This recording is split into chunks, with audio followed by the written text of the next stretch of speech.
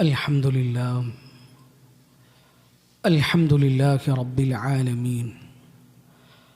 الحمد لله الذي أنزل على عبده الكتاب ولم يجعل له عوجا. اللهم صل على محمد وعلى آل محمد كما صليت على إبراهيم وعلى آل إبراهيم إنك حميد مجيد. اللهم بارك على محمد وعلى آل محمد كما باركت على إبراهيم وعلى آل إبراهيم إنك حميد مجيد. أما بعد فإن خير الكلام كلام الله وخير الهدي هدي محمد صلى الله عليه وسلم وشر الأمور محدثاتها وكل محدثة بدعة وكل بدعة ضلالة وكل ضلالة في النار. أعوذ بالله من الشيطان الرجيم.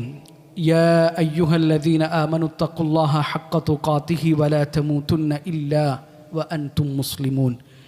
يا أيها الذين آمنوا اتقوا الله وقولوا قولا سديدا يصلح لكم أعمالكم ويغفر لكم ذنوبكم ومن يطع الله ورسوله فقد فاز فوزا عظيما.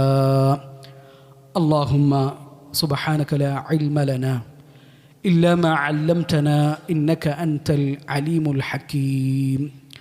رب اشرح لي صدري ويسر لي أمري واحلل عقدة من لساني يفقه قولي. അള്ളാഹുവിൻ്റെ മാർഗത്തിൽ ഞാനേറെ സ്നേഹിക്കുന്ന സഹോദരങ്ങളെ, സഹോദരിമാരെ, ജീവിതത്തിൻ്റെ മുഴുവൻ മേഖലകളിലും അള്ളാഹുവിൻ്റെ വിധിവിലക്കുകളും അള്ളാഹുവിൻ്റെ റസൂൽ സല്ലല്ലാഹു അലൈഹി വസല്ലമയുടെ സുന്നത്തും മുറുകെ പിടിച്ചുകൊണ്ട് ജീവിക്കണേ എന്ന് ഓർമ്മപ്പെടുത്തുകയാണ്, ഉണർത്തുകയാണ്. അള്ളാഹു നമ്മളെല്ലാവരെയും അതിന് സഹായിക്കട്ടെ. എനിക്ക് വളരെ പ്രിയപ്പെട്ട ഒരാൾ 2 ദിവസം മുമ്പ് ഒരു വോയിസ് മെസ്സേജ് അയച്ചു. നമ്മളെ അങ്ങേയറ്റം വേദനിപ്പിച്ച ഒരാൾക്കെതിരെ പ്രാർത്ഥിക്കാൻ അനുവാദമുണ്ടോ? അയാൾക്കെതിരെ നമുക്ക് പ്രാർത്ഥിക്കാൻ പറ്റുമോ? ഇപ്പോൾ കൂടുതൽ അന്വേഷിച്ചപ്പോൾ അയാൾ സാമ്പത്തികമായിട്ട് പറ്റിക്കപ്പെട്ടിരിക്കുന്നു. അടുത്തൊരു ബന്ധുവുമായിട്ടുള്ള കച്ചവട ഇടപാടിൽ അയാൾ വഞ്ചിക്കപ്പെട്ടിരിക്കുന്നു. ലക്ഷങ്ങളുടെ നഷ്ടമാണ് ഉണ്ടായിട്ടുള്ളത്. ഒരു 10-30 ലക്ഷം അയാൾ കടക്കാരനായിരിക്കുന്നു. ഒരാൾക്കെതിരെ എനിക്ക് പ്രാർത്ഥിക്കാൻ പറ്റുമോ എന്ന ആ മനസ്സ് വിങ്ങിയിട്ടുള്ള ചോദ്യമുണ്ടല്ലോ, പ്രിയപ്പെട്ടവർ, ആ ചോദ്യത്തിന് നല്ല കനമുണ്ട്, നല്ല ഭാരമുണ്ട്. ഒരു മനുഷ്യൻ്റെ നെഞ്ച് പൊട്ടുമ്പോൾ, അയാളുടെ കണ്ണീർ തുള്ളികൾ നിലത്ത് വീഴുമ്പോൾ, അയാളുടെ കൈകൾ ആകാശത്തേക്ക് ഉയരുമ്പോൾ ആ പ്രാർത്ഥനയ്ക്ക് വല്ലാത്ത മൂർച്ചയുണ്ട്. മുആദ് ബിൻ ജബൽ റളിയല്ലാഹു അൻഹുവിനെ യമനിലേക്ക് അയച്ച സമയത്ത് നബി സല്ലല്ലാഹു അലൈഹി വസല്ലം സക്കാത്തിൻ്റെ വിധികൾ പറഞ്ഞു കൊടുക്കുന്നുണ്ട്. തുഖദു മിൻ അഗ്നിയാഇഹിം വതുറദ്ദു അലാ ഫുഖറാഇഹിം. അത് നിങ്ങളുടെ കൂട്ടത്തിലെ സമ്പന്നരിൽ നിന്ന് എടുക്കണം, അവരുടെ കൂട്ടത്തിലെ തന്നെ, മുസ്ലിങ്ങളുടെ കൂട്ടത്തിൽ തന്നെ പെട്ട ദരിദ്രരായ ആളുകൾക്ക് അത് കൊടുക്കുകയും ചെയ്യണം. ആ സമയത്ത് നബി സല്ലല്ലാഹു അലൈഹി വസല്ലം പറഞ്ഞു, ഫഇയ്യാക വകറാഇമൽ അംവാൽ, ഫഇയ്യാക വകറാഇമ അംവാലിഹിം.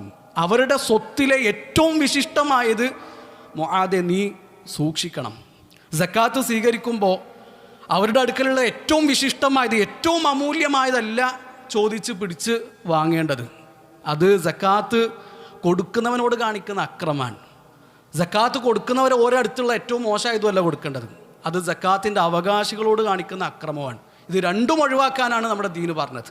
ഇതിൻ്റെ രണ്ടിൻ്റെയും ഇടയിലുള്ള തരമാണ് സക്കാത്തിന് വേണ്ടിയിട്ട് തിരഞ്ഞെടുക്കേണ്ടത്. ഇപ്പോൾ ഉദാഹരണത്തിന് 40 ആടുണ്ടെങ്കിൽ ഒരാൾ ഒരു ആടിനെ സക്കാത്തായിട്ട് കൊടുക്കണം. ഈ ആടുകളുടെ കൂട്ടത്തിൽ നല്ല തടിച്ചു കൊഴുത്ത നെയ്യൊക്കെയുള്ള ആടുണ്ടാകും, മെലിഞ്ഞുണങ്ങിയ ഒന്നിനും പറ്റാത്തതും ഉണ്ടാകും.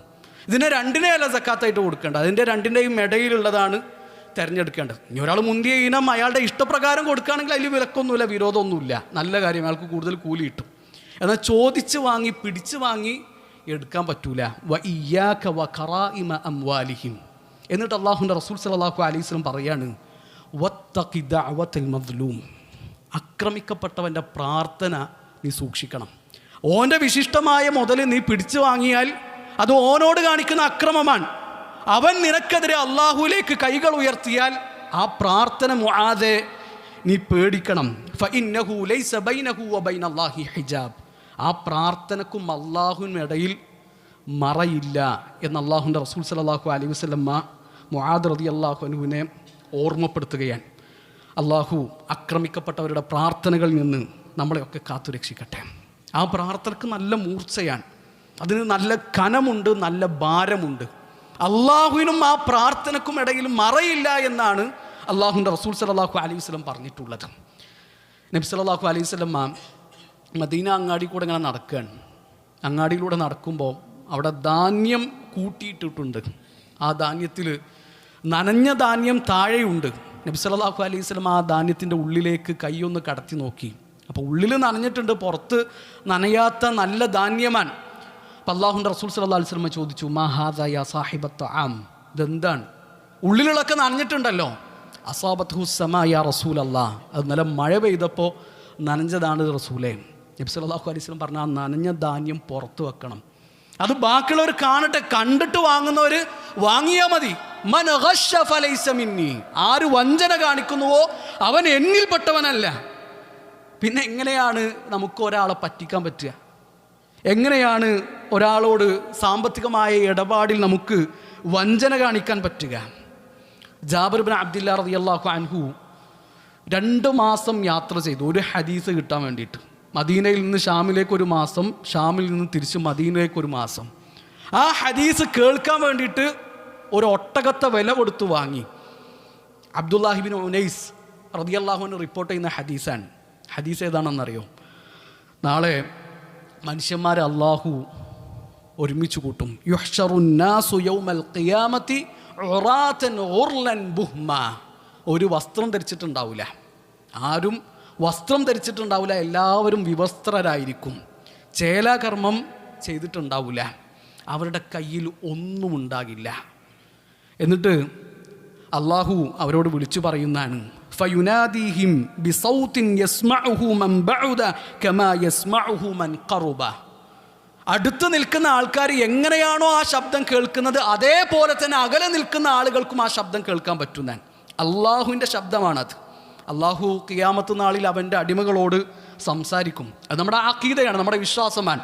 വഅന്ന അല്ലാഹ തആല യുകല്ലിമുൽ ഇബാദ യൗമൽ ഖിയാമ ലൈസ ബൈനഹും വബൈനഹു തർജുമാൻ. അള്ളാഹു അവൻ്റെ അടിമകളോട് സംസാരിക്കും. അള്ളാഹുവിനും നമുക്കുമിടയിൽ ഒരു പരിഭാഷകൻ ഉണ്ടാവില്ല, ഒരു വിവർത്തകൻ ഉണ്ടാവില്ല. നമുക്ക് തിരിയുന്ന, നമുക്ക് മനസ്സിലാകുന്ന നിലയിലാണ് അള്ളാഹു നമ്മളോട് സംസാരിക്കുക. വൽ ഈമാനു ബിഹി വ തസ്ദീഖു ബിഹി. അത് നമ്മൾ സത്യപ്പെടുത്തണം, നമ്മൾ വിശ്വസിക്കണം. എന്നിട്ട് അള്ളാഹു എന്താണ് അവൻ്റെ അടിമകളോട് പറയുന്നതെന്ന് അറിയോ? അനൽ മലിക്, ഞാനാണ് രാജാവ്. അനദ്ദയ്യാൻ, ഇന്ന് ഞാനാണ് വിധി നടപ്പിലാക്കുന്നത്. ഒരു കുട്ടിക്ക് ഒരു അക്ഷരം ഉണ്ടാൻ പറ്റൂല. വലിയ വലിയ അഹങ്കാരികളും ധിക്കാരികളൊക്കെ അവിടെ നിൽക്കുന്നുണ്ടാകും. ഒരാൾക്ക് ചലിക്കണമെങ്കിൽ നമ്മുടെ റബ്ബിൻ്റെ അനുവാദം വേണം. എന്നിട്ട് അള്ളാഹു പറയുന്നതാണ്, നരകക്കാരനായ ഒരാളും നരകത്തിലേക്ക് പോകൂല. സ്വർഗക്കാരായ ആരുടെയെങ്കിലും അടുക്കൽ അവർക്ക് കിട്ടാനുള്ള എന്തെങ്കിലും അവകാശമുണ്ടെങ്കിൽ ആ അവകാശം ഞാൻ കൊടുത്തിട്ടല്ലാതെ സ്വർഗക്കാരനായ ഒരാളും സ്വർഗത്ത് പ്രവേശിക്കൂല. നരകക്കാരനായ ഏതെങ്കിലും ഒരാൾക്ക് എന്തെങ്കിലും അവകാശം കിട്ടാനുണ്ടെങ്കിൽ ആ അവകാശം ഞാൻ കൊടുത്തിട്ടല്ലാതെ. അത് അള്ളാഹുവിൻ്റെ നീതിയാണ്. അപ്പോൾ സഹാബിമാർ ചോദിക്കുക, അള്ളാഹുവിൻ്റെ റസൂലേ, നമ്മൾ വസ്ത്രം പോലും ഇല്ലാതെയാണ് അവിടെ നിൽക്കുന്നത്, നമ്മുടെ കയ്യിൽ കൊടുക്കാനൊന്നുമില്ല, ചേലാകർമ്മം ചെയ്യാത്തവരായിട്ട് ഞങ്ങൾ അവിടെ അള്ളാഹുവിൻ്റെ മുമ്പ് നിൽക്കുമ്പോൾ എന്താ ഞങ്ങൾ എടുത്തു കൊടുക്കുക? അള്ളാഹുവിൻ്റെ റസൂൽ സല്ലല്ലാഹു അലൈഹി വസല്ലം പറയാണ്, ബിൽ ഹസനാതി വസ്സയ്യിആത്ത്. അവിടെ ഇടപാടുകൾ ദീനാറും ദിർഹമുകളും തമ്മിലല്ല, അവിടെ ഇടപാടുകൾ നിങ്ങളുടെ നന്മകളും തിന്മകളും തമ്മിലാണ് എന്ന് അള്ളാഹുവിൻ്റെ റസൂൽ സല്ലല്ലാഹു അലൈഹി വസല്ലം സഹാബിമാരെ ഓർമ്മപ്പെടുത്തിയാൻ. ജാബിർ ഇബ്നു അബ്ദില്ലാ റളിയല്ലാഹു അൻഹു ഈ ഹദീസിന് വേണ്ടിയിട്ടാണ് 2 മാസം യാത്ര ചെയ്തത്. ഒരു ഒട്ടകത്തെ പ്രത്യേകമായിട്ട് വില കൊടുത്ത് വാങ്ങിയത്. അതിൻ്റെ കൂടെ നമ്മൾ ആലോചിക്കേണ്ടത്, ഒരു ഹദീസിന് സഹാബിമാർ കൊടുത്ത വില എത്രയാണ്? ഒരു ഹദീസ് നേരിട്ട് കേൾക്കാൻ വേണ്ടിയിട്ട് 2 മാസം യാത്ര ചെയ്യാന്ന് പറഞ്ഞാൽ അത് ചെറിയൊരു സംഭവമാണോ? അതിന് വേണ്ടിയിട്ട് ഒരു ഒട്ടകത്തെ വില കൊടുത്ത് വാങ്ങാന്ന് പറഞ്ഞാൽ നബി സല്ലല്ലാഹു അലൈഹി വസല്ലമയുടെ ഒരു ഹദീസിന് സഹാബിമാർ കൊടുത്ത മൂല്യം എത്രയാണ്, അവരുടെ മനസ്സിലുള്ള വില എത്രയാണ്, അറിവ് പഠിക്കാൻ അവർക്കുണ്ടായിരുന്ന താല്പര്യം എത്രയാണ്. അള്ളാഹു പറഞ്ഞ വാക്ക് നമ്മൾ ഒന്നുകൂടി അടിവരയിടുക. ഒരാൾക്കും നരകത്തിലേക്കും സ്വർഗത്തിലേക്കും പോകാൻ പറ്റൂല കൊടുക്കേണ്ട എല്ലാ അവകാശങ്ങളും തിരിച്ചു കൊടുത്തിട്ടല്ലാതെ. കടം വാങ്ങിയിട്ട് തിരിച്ചു കൊടുക്കാത്തവരും കച്ചവടത്തിൽ പാർട്ട്ണർമാരെ പറ്റിച്ചവരും എല്ലാവരും നല്ലോണം ശ്രദ്ധിക്കണം. അന്തര സ്വത്ത് വീതം വെക്കുമ്പോൾ വേറൊരാളുടെ സ്വത്ത് നമ്മൾ കൈക്കലാക്കിയിട്ടുണ്ട് എങ്കിൽ, അതിലുള്ള മുതൽ നമ്മൾ തട്ടിപ്പറിച്ച് വാങ്ങിയിട്ടുണ്ട് എങ്കിൽ അതിനൊക്കെ നമ്മൾ സമാധാനം പറയേണ്ടി വരും. ഇവിടുന്ന് എല്ലാം ക്ലിയർ ചെയ്ത് പോവുകയാണെങ്കിൽ അത് നല്ല സമാധാനമാണ്. ഇവിടുന്ന് ആവുമ്പോൾ എന്തെങ്കിലുമൊക്കെ ഉള്ളത് വിറ്റ് പെറുക്കിയിട്ട് നമുക്ക് കൊടുക്കാം, മുതലും സ്വത്തൊക്കെ കൊടുത്ത് ഒഴിവാക്കാം. അവിടെ നിന്നാകുമ്പോൾ അവിടെ ദീനാറുകളും ദിർഹമുകളും ഉപകാരപ്പെടൂല. അവിടെ നമ്മൾ ഉറക്കൊഴിച്ച് നിസ്കരിച്ചതും നമ്മൾ കഷ്ടപ്പെട്ട് ഹജ്ജിന് പോയതും റമദാനിൽ പട്ടിണി കിടന്ന് നോമ്പെടുത്തതൊക്കെയാണ് അള്ളാഹു എടുത്തു കൊടുക്കുക. അത് എത്ര വലിയ ദുരന്തമായിരിക്കും, എത്ര വലിയ അപകടമായിരിക്കും എന്ന് നമ്മൾ ചിന്തിക്കുക. ഈ മുതലിൻ്റെ കാര്യത്തിലാണ് എല്ലാ പ്രശ്നങ്ങളും ഉണ്ടാവുക. മുതലിനോട് മനുഷ്യൻക്കുള്ള ഒരു ആർത്തി ഉണ്ടല്ലോ, വതുഹിബ്ബൂനൽ മാല ഹുബ്ബൻ ജമ്മാ. ആ സ്വത്തിനോട് മനുഷ്യർക്ക് വല്ലാത്തൊരു പ്രേമമുണ്ട്, ആ സ്വത്തിനോട് ഓനക്ക് വല്ലാത്തൊരു ഇഷ്ടമുണ്ട്. വഇന്നഹു ലിഹുബ്ബിൽ ഖൈരി ലശദീദ്. അങ്ങേറ്റത്തെ ഇഷ്ടം എന്നാണ് ഖുർആൻ പറഞ്ഞിട്ടുള്ളത്. അപ്പം സംഗതിയൊക്കെ ശരിയാണ്, ആൾ ഉഷാറാണ്, സജീവാണ്. നമ്മളെ പള്ളിയിൽ ഒരു ഖുർആൻ ക്ലാസ് വെച്ചാൽ മൂപ്പരുണ്ടാകും, ഒരു ദർസ് നടക്കുകയാണെങ്കിൽ അവിടെയൊക്കെ അവരുണ്ടാകും, ആൾ ഉഷാറാണ്, സജീവാണ്. പക്ഷെ സാമ്പത്തിക രംഗത്ത് നമുക്ക് കണ്ട് അടുക്കാൻ പറ്റൂല, പറ്റ മോശമാണ് എന്ന് നമ്മളെ പറ്റിയിട്ട് ഒരാൾ പറയുന്നുണ്ട് എങ്കിൽ അത് വലിയ അപകടമാണ്. പ്രിയപ്പെട്ടവരെ, ദീൻ എന്ന് പറഞ്ഞാൽ അത് ഫജറിന് ബാങ്ക് കൊടുക്കുന്നതിന് മുമ്പ് പള്ളിയിലെത്തലും വലിയ നീണ്ട താടി വെക്കലും വെള്ളക്കുപ്പായിട്ട് നടക്കലും മാത്രമല്ല, ഇതൊക്കെ ദീനാണ്, ഇതൊക്കെ ദീനാണ്. അള്ളാഹുവിൻ്റെ റസൂൽ സല്ലല്ലാഹു അലൈഹി വസല്ലമ ആക്രമിക്കപ്പെട്ടവൻ്റെ പ്രാർത്ഥന ശ്രദ്ധിക്കാൻ പറഞ്ഞു. ഒരു കാഫിറായ മനുഷ്യനാണ് പ്രാർത്ഥിക്കുന്നതെങ്കിലും ആ പ്രാർത്ഥന പോലും അള്ളാഹു സ്വീകരിക്കുന്ന പറഞ്ഞത്. ഇപ്പം നമ്മളെ കമ്പനിയിൽ ഒരു കാഫിറായ മനുഷ്യൻ, ഒരു മുസ്ലിം അല്ലാത്ത ഒരാൾ ജോലി ചെയ്യുന്നുണ്ട്, 2 മാസം അവന് പണിയെടുത്തു, നമ്മൾ മര്യാദക്ക് ശമ്പളം കൊടുത്തിട്ടില്ല, ഓ മദ്ലൂമാൻ, ആക്രമിക്കപ്പെട്ടവനാണ്. അവൻ നമുക്കെതിരെ അള്ളാഹുവിനോട് പ്രാർത്ഥിച്ചാൽ ആ പ്രാർത്ഥനയ്ക്കും അള്ളാഹു ഉത്തരം കൊടുക്കുന്ന പറഞ്ഞത്. മുസ്ലിം അല്ലാത്ത ഒരാൾ അള്ളാഹുവിനോട് പ്രാർത്ഥിച്ചാൽ ആ പ്രാർത്ഥനക്കും അള്ളാഹു ഉത്തരം കൊടുക്കുന്ന പറഞ്ഞത്. ഷെയ്ഖ് ഇബ്നു ഉസൈമീൻ റഹിമഹുല്ലാഹു തആല പറയുന്നുണ്ട്, ലാ ഹുബ്ബൻ ലിൽ കാഫിർ വലാകിൻ ഹുബ്ബൻ ലിൽ അദിൽ.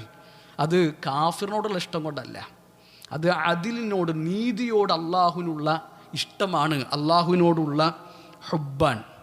അപ്പം നമ്മൾ കാരണം ഒരാൾ സങ്കടപ്പെടുക, ഒരാൾ വിഷമിക്കുക, വേദനിക്കുക എന്ന് പറഞ്ഞാൽ അത് അങ്ങേയറ്റം ഗൗരവത്തിൽ നമ്മൾ കാണേണ്ട വിഷയമാണ്.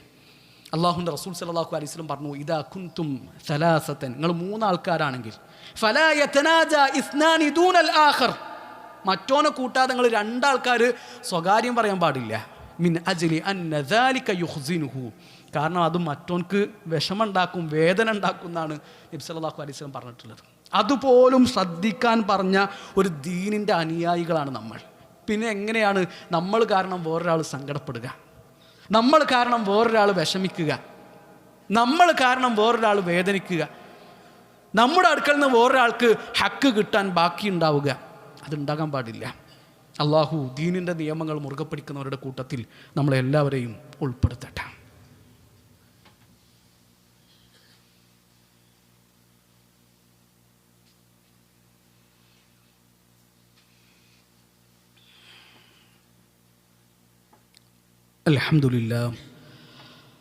അൽഹംദുലില്ലാഹി റബ്ബിൽ ആലമീൻ വസ്സലാത്തു വസ്സലാമു അലാ റസൂലില്ലാഹ് വഅലാ ആലിഹി വസഹ്ബിഹി അജ്മഈൻ, അമ്മാ ബഅദു. ഏറെ പ്രിയം നിറഞ്ഞ സഹോദരങ്ങളെ, സഹോദരിമാരെ, അള്ളാഹുവിനെ സൂക്ഷിക്കണേ എന്ന് ഒരിക്കൽ കൂടി ഓർമ്മപ്പെടുത്തുകയാണ്, ഉണർത്തുകയാണ്. അള്ളാഹു നമ്മളെല്ലാവരെയും അതിന് സഹായിക്കട്ടെ. ബനു അബ്ദുൽ കൈസുകാർ നബി സല്ലല്ലാഹു അലൈഹി വസല്ലമയുടെ അടുക്കലേക്ക് മദീനയിലേക്ക് വരികയാണ്. അപ്പോൾ അവർ മുമ്പ് നബി സല്ലല്ലാഹു അലൈഹി വസല്ലമയെ കണ്ടിട്ടില്ല. അപ്പോൾ നബിയെ കണ്ട ആവേശത്തിൽ ആ യാത്രാ സംഘം മദീനയിലെത്തിയ ഉടനെ എല്ലാവരും വാഹനപ്പുറത്തു നിന്നൊക്കെ ഇറങ്ങി ഓടി ധൃതിയിൽ അള്ളാഹുവിൻ്റെ റസൂൽ സല്ലല്ലാഹു അലൈഹി വസല്ലമയുടെ അടുക്കലേക്ക് ചെല്ലുകയാണ്. ഭയങ്കര തിരക്ക് കൂട്ടിയിട്ട് നബിയെ തൊടാനും നബിനെ കാണാനും ഒക്കെ അവർ ധൃതി കാണിക്കുകയാണ്. അപ്പോൾ ആ കൂട്ടത്തിലുണ്ടായിരുന്ന അൽ മുൻദിർ അൽ അഷജ് റളിയല്ലാഹു അൻഹു, അദ്ദേഹം ഇവരുടെ കൂടെ അങ്ങനെ തിരക്കൊന്നും പിടിച്ച് പിന്നാലെ കൂടിയില്ല. വളരെ സാവകാശം അദ്ദേഹത്തിൻ്റെ വാഹനപ്പുറത്തുനിന്ന് ഇറങ്ങി യാത്രയുടെ മുഷിഞ്ഞ വസ്ത്രമൊക്കെ മാറ്റി നല്ല വസ്ത്രമൊക്കെ കൊടുത്തിട്ട് സാവകാശം അള്ളാഹുവിൻ്റെ റസൂൽ സല്ലല്ലാഹു അലൈഹി വസല്ലമയുടെ അടുക്കിലേക്ക് വന്നു. അപ്പോൾ മുൻദിർ റളിയല്ലാഹു അൻഹുവിനോട് നബി സല്ലല്ലാഹു അലൈഹി വസല്ലം പറഞ്ഞു, ഇന്ന ഫീക ഖുല്ലത്താൻ, മുൻദിർ, നിൻ്റെ അടുക്കൽ 2 കാര്യങ്ങളുണ്ട്. യുഹിബ്ബുഹുമല്ലാഹ്, ആ 2 കാര്യങ്ങളും അള്ളാഹു ഇഷ്ടപ്പെടുന്നുണ്ട്. അൽ ഹിൽമു വൽ അനാത്ത്, ഒന്ന് ആ സാവകാശമാണ്, കാര്യങ്ങൾ കണ്ടറിഞ്ഞ് ചെയ്യുന്ന ആ ഒരു സാവകാശമാണ്. 2 ആ ഒരു ഹിക്മത്താൻ, അത് 2ഉം അള്ളാഹുവിന് ഇഷ്ടമാണ്. അപ്പോൾ മുൻദിർ റളിയല്ലാഹു അൻഹു നബി സല്ലല്ലാഹു അലൈഹി വസല്ലമയോട് ചോദിക്കുന്നുണ്ട്, യാ റസൂൽ അല്ലാഹ്, അന അതഖല്ലഖു ബിഹിമാ അമില്ലാഹു ജബലനി അലൈഹിമാ, ആ 2 സ്വഭാവ ഗുണങ്ങളും ഞാൻ പരിശീലനത്തിലൂടെ സ്വയം നേടിയെടുത്തതാണോ അതല്ല അള്ളാഹു എനിക്ക് ഔദാര്യമായിട്ട് തന്നതാണോ? അപ്പം അള്ളാഹുവിൻ്റെ റസൂൽ സല്ലല്ലാഹു അലൈഹി വസല്ലം പറഞ്ഞു, ജബലക അലൈഹിമ ബലില്ലാഹു ജബലക അലൈഹിമ, ആ 2 ഗുണങ്ങളും അള്ളാഹു നിനക്ക് ഔദാര്യമായിട്ട് തന്നതാണ്. ഇപ്പോൾ മുൻദിർ റളിയല്ലാഹു അൻഹു അള്ളാഹുവിനെ സ്തുതിച്ചു. അപ്പോൾ ഈ ഹദീസ് നമുക്ക് കിട്ടുന്ന പാഠം, ചില സ്വഭാവങ്ങളൊക്കെ നമ്മൾ നന്നാക്കിയെടുക്കേണ്ടതാണ്. അപ്പം ഞാൻ പരിശീലനത്തിലൂടെ സ്വയം നേടിയെടുത്തതാണോ എന്ന് ചോദിക്കുമ്പോൾ നബി സല്ലല്ലാഹു അലൈഹി വസല്ലം പറയുന്നില്ല, അങ്ങനെ പരിശീലനത്തിലൂടെ ഒരാൾക്ക് അയാളുടെ സ്വഭാവം ഒന്നും നന്നാക്കാൻ പറ്റില്ല, അത് അള്ളാഹു കൊടുക്കുന്നതാണ് എന്നല്ല നബി സല്ലല്ലാഹു അലൈഹി വസല്ലം പറഞ്ഞത്. ഈ 2 സ്വഭാവങ്ങൾ അള്ളാഹു നിനക്ക് അങ്ങനെ തന്നിട്ടുള്ളതാണ്. ചില ആൾക്കാർ പറയും, എൻ്റെ സ്വഭാവം അങ്ങനെയാണ്, അത് മാറ്റാൻ കഴിയൂല, ഞാൻ അങ്ങനെ തന്നെയാണ്, പണ്ട് മുതലേ അങ്ങനെയാണ്, അങ്ങനെ ആകാൻ പറ്റൂല. ചില സ്വഭാവമൊക്കെ നമ്മൾ തിരുത്തണം, ചിലതൊക്കെ നമ്മൾ മാറ്റുകയും ചെയ്യണം. ഇപ്പം നബി സല്ലല്ലാഹു അലൈഹി വസല്ലമയുടെ അടുക്കൽ വന്ന ആളോട് പറഞ്ഞില്ലേ, എനിക്കൊന്ന് ഉപദേശം തരണം, ലാ തഗ്ലബ്, നീ കോപിക്കരുത്. വീണ്ടും ചോദിച്ചു, ലാ തഗ്ലബ്, നീ കോപിക്കരുത്. അല്ലേ, ദേഷ്യം വരും എന്നുള്ളത് മനുഷ്യന്മാരുടെ പ്രകൃതിയാണ്. എന്നാൽ ആ ദേഷ്യത്തെ പിടിച്ചു വെക്കാൻ പറ്റണം. അത് പരിശീലനത്തിലൂടെ കൂടി നേടിയെടുക്കാൻ കഴിയുന്ന സംഗതിയാണ്, പ്രാർത്ഥനയിലൂടെ കിട്ടുന്നതാണ്. നമ്മൾ ആരെങ്കിലും സ്വഭാവം നന്നാകാൻ വേണ്ടിയിട്ട് പ്രാർത്ഥിക്കലുണ്ടോ? ഏറ്റവും നല്ല സ്വഭാവത്തിൻ്റെ ഉടമയാരാണ്? ഇന്നക ലഅലാ ഖുലുഖിൻ അദീം കാന ഖുലുഖുൽ ഖുർആൻ. അല്ലാഹുവിൻ്റെ റസൂൽ സല്ലല്ലാഹു അലൈഹി വസല്ലമയുടെ സ്വഭാവം ഖുർആനാണെന്ന് നമ്മുടെ ഉമ്മ ഐഷ ബീവി പറഞ്ഞത്. നിങ്ങൾ ഏറ്റവും നല്ല സ്വഭാവത്തിൻ്റെ ഉടമയാണെന്നാണ് നബി സല്ലല്ലാഹു അലൈഹി വസല്ലമക്ക് ഖുർആൻ സർട്ടിഫിക്കറ്റ് കൊടുത്തത്. ആ നബി സല്ലല്ലാഹു അലൈഹി വസല്ലം പ്രാർത്ഥിച്ചിരുന്നു, അല്ലാഹുമ്മ ജന്നിബ്നി മുൻകറാത്തിൽ അഖ്ലാഖ് വൽ അഅമാൽ വൽ അഹ്വാ, അല്ലാഹുവേ മോശമായ സ്വഭാവത്തിൽ നിന്ന് നീ എന്നെ അകറ്റി നിർത്തണമേ. നബി സല്ലല്ലാഹു അലൈഹി വസല്ലമയുടെ പ്രാർത്ഥനയാണ്. നമ്മൾ ആരെങ്കിലും നമ്മുടെ സ്വഭാവം നന്നാകാൻ വേണ്ടിയിട്ട് അള്ളാഹുവിനോട് പ്രാർത്ഥിക്കാറുണ്ടോ എന്ന് വളരെ ഗൗരവത്തിൽ നമ്മൾ ചിന്തിക്കുക. മീസാനിൽ നാളെ കനം തൂങ്ങുന്ന ഏറ്റവും വലിയ സംഗതി എന്ന് പറഞ്ഞാൽ, ഏറ്റവും കൂടുതൽ കനം തൂങ്ങുന്നത് ഹസ്നുൽ ഖുലുഖാൻ, നല്ല സ്വഭാവമാണ്. നബി സല്ലല്ലാഹു അലൈഹി വസല്ലമ 3 വീടുകളെ പറ്റിയിട്ട് നമുക്ക് പറഞ്ഞു തരുന്നുണ്ട്. സ്വർഗത്തിലുള്ള 3 വീടുകൾ. അന സഈമുൻ ബിബൈത്തിൻ ഫി റബദിൽ ജന്ന, സ്വർഗത്തിൻ്റെ താഴ്വരയിൽ ഒരു വീടിന് ഞാൻ ജാമ്യം നിൽക്കാം. ആർക്കാണത്? ലിമൻ തറക്കൽ മിറാ വ ഇൻ കാന മുഹിഖാ, ന്യായം അവൻ്റെ ഭാഗത്താണ്, എന്നിട്ടും അവൻ എന്ത് ചെയ്തു? തർക്കം ഒഴിവാക്കി. ഞാൻ വെറുതെ തർക്കിക്കുന്നില്ല, സത്യവും ന്യായമൊക്കെ ഓൻ്റെ ഭാഗത്താണ്, എന്നാലും ഓൻ ആ തർക്കം ഒഴിവാക്കി. ഓനക്ക് സ്വർഗത്തിൻ്റെ താഴ്വരയിൽ ഒരു വീടിന് ഞാൻ ജാമ്യം നിൽക്കാമെന്നാണ് നബി സല്ലല്ലാഹു അലൈഹി വസല്ലം പറഞ്ഞത്. വ ബിബൈത്തിൻ ഫി വസത്തിൽ ജന്ന, സ്വർഗത്തിൻ്റെ മധ്യത്തിലൊരു വീടിന് ഞാൻ ജാമ്യം നിൽക്കാം. ലിമൻ തറക്കൽ കദിബ വ ഇൻ കാന മാസിഹ, തമാശക്കാണെങ്കിലും കളവ് ഒഴിവാക്കിയവനാണത്. വബി ബൈത്തിൻ ഫി അഅലൽ ജന്ന, സ്വർഗത്തിൻ്റെ ഏറ്റവും ഉന്നതിയിൽ ഒരു വീടിന് ഞാൻ ജാമ്യം നിൽക്കാം. ലിമൻ ഹസുന ഖുലുഖുഹു, ആരാണോ അവൻ്റെ സ്വഭാവം നന്നാക്കിയത് ഓർക്കുള്ളതാണ് ആ വീട് എന്നാണ് നബി സല്ലല്ലാഹു അലൈഹി വസല്ലം പറഞ്ഞിട്ടുള്ളത്. നമ്മളൊക്കെ സ്വഭാവത്തെ പറ്റിയിട്ട് നമ്മൾ നല്ലോണം ചിന്തിക്കുക. നമ്മുടെ ഒപ്പം ജീവിക്കുന്നവർ, നമ്മുടെ വീട്ടുകാർ, നമ്മുടെ കുടുംബക്കാർ, ഓരോടൊക്കെ ഒന്ന് ചോദിച്ചു നോക്കുക എന്താ നമ്മളെ അവസ്ഥ എന്ന്. അബ്ദുല്ലാഹിബ്നു മുബാറക് റഹിമഹുല്ലാഹു തആലയുടെ ജൂതനായ അയൽവാസി, അയാളുടെ വീട് വിൽക്കാൻ വെച്ചു. അപ്പോൾ ആൾക്കാരൊക്കെ വന്ന് കണ്ടു. ആ ജൂതനായ മനുഷ്യൻ ആ വീടിന് പറഞ്ഞ വില 2000 ദീനാറാണ്. അപ്പോൾ വന്ന ആൾക്കാരൊക്കെ പറഞ്ഞു, ഇതിപ്പോൾ 1000 ദീനാറിന് തന്നെ തികയൂല, 1000 ദീനാറൊക്കെ ആണെങ്കിൽ ഓക്കെയാണ്, 2000 ദീനാറിന് ഈ വീടില്ലല്ലോ. അപ്പോൾ ആ ജൂതനായ മനുഷ്യൻ പറഞ്ഞ മറുപടി എന്താണെന്നറിയോ? നിങ്ങൾ പറഞ്ഞത് ശരിയാണ്. അൽഫുല്ലിദ്ദാർ, 1000 ആ വീടിൻ്റെ വിലയാണ്. വഅൽഫുല്ലി ജിവാരി അബ്ദുല്ലാഹിബിൻ മുബാറക്, 1000 എൻ്റെ അയൽവാസിയായിട്ട് അബ്ദുല്ലാഹിബിൻ മുബാറക് ഉണ്ട്. അബ്ദുല്ലാഹിബിൻ മുബാറക്കിൻ്റെ അയൽവാസിയായിട്ട് നിങ്ങൾക്ക് ഇവിടെ താമസിക്കാൻ പറ്റും, അതിനാണ് 1000 ദീനാർ എന്നാണ് ആ ജൂതനായ മനുഷ്യൻ നൽകിയ മറുപടി. ഓരൊക്കെ മുസ്ലിങ്ങളായിരുന്നു. ഇസ്ലാമിൻ്റെ സ്വഭാവവും ഇസ്ലാമിൻ്റെ നിയമങ്ങളും ഇസ്ലാമിൻ്റെ പെരുമാറ്റവും നമ്മളൊക്കെ എത്ര പാലിക്കുന്നുണ്ട് എന്ന് വളരെ ഗൗരവത്തിൽ ആലോചിക്കുക. അള്ളാഹു നമ്മുടെയൊക്കെ സ്വഭാവം നന്നാക്കി തരട്ടെ.